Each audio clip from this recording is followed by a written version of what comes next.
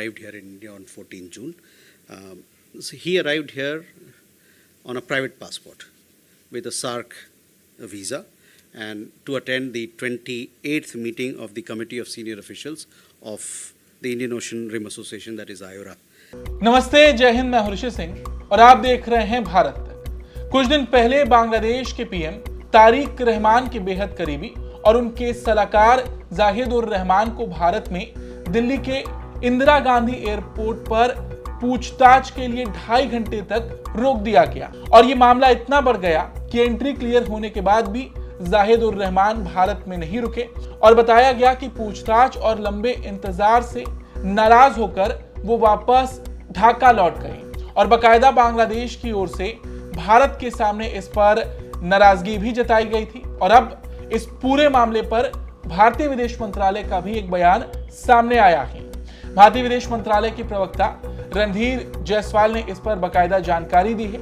देखिए उन्होंने क्या कुछ कहा है। Arrived here in India on 14 June. So he arrived here on a private passport with a SAARC visa and to attend the 28th meeting of the Committee of Senior Officials of the Indian Ocean Rim Association, that is IORA. He was queried by immigration officials at Delhi airport and subsequently permitted entry after reconfirming that the purpose of his visit was to attend the said multilateral meeting. He, however, chose to return to Dhaka of his own volition. भारतीय विदेश मंत्रालय के प्रवक्ता रणधीर जायसवाल ने जानकारी देते हुए कहा कि जाहिद उर रहमान जून में यहां आए थे। वो निजी पासपोर्ट और सार्क वीजा पर भारत आए थे ताकि इंडियन ओशियन रिम एसोसिएशन की वरिष्ठ अधिकारियों की समिति की 28वीं बैठक में भाग ले सके। दिल्ली हवाई अड्डे पर इमिग्रेशन अधिकारियों ने उनसे पूछताछ की। बाद में उन्हें भारत में प्रवेश की अनुमति दे दी गई। हालांकि उन्होंने अपनी इच्छा से ढाका वापस लौटने का फैसला किया।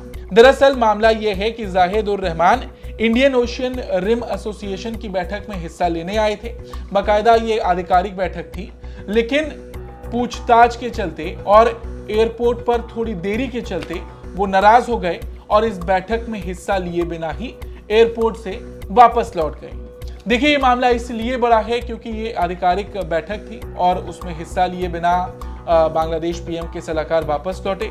लेकिन यहाँ पर हमें समझना होगा, अगर आप विदेश की यात्रा करते हैं तो आपको पता होगा कि प्राइवेट पासपोर्ट पे अगर आप वीजा लेकर कहीं भी जा रहे हैं या ऑन अराइवल वीजा भी है तो एक सामान्य प्रक्रिया होती है, पूछताछ लंबी प्रक्रिया चलती है।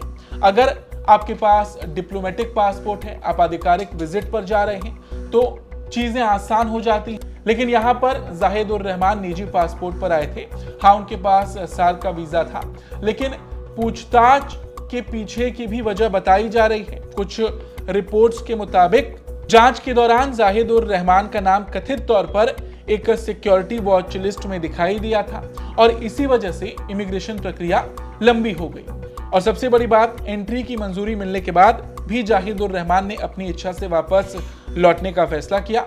यानी भारत सरकार के मुताबिक उन्हें रोका नहीं गया था, बल्कि जरूरी प्रक्रिया पूरे होने के बाद एंट्री दे दी गई थी। हालांकि इस पूरे घटनाक्रम ने काफी चर्चा बटोरी।